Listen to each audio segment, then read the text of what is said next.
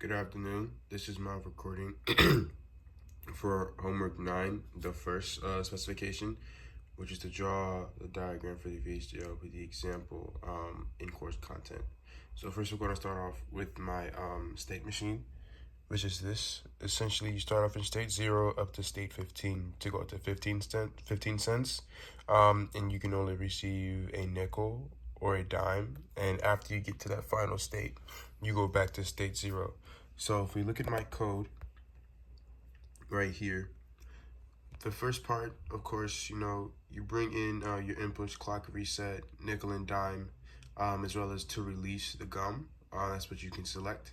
And then I move into my state types. So I have state 0 to state 15, current state and next state.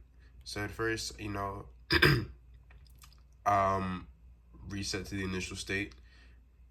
And then I go into my selections. So in state 0, if it's a nickel, you move to state 5. And in state 0, if it's a dime, you move to state 10.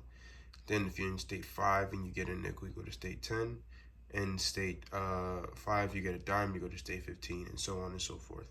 Now, if we look at my waveform, what it will look like is, here we go. It will look like this. So, I'm sorry, my test bench, right? So this is my test bench. So I bring in my components from my vending machine one, and then I basically, what's the word?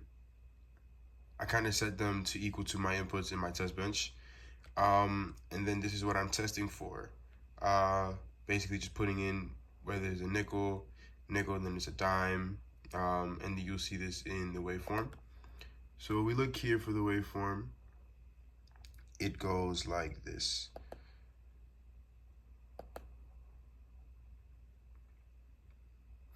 See?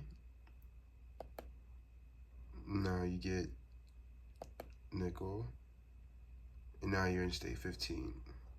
Because you got a 5, then a 10, then you got a 5 again, and so on and so forth.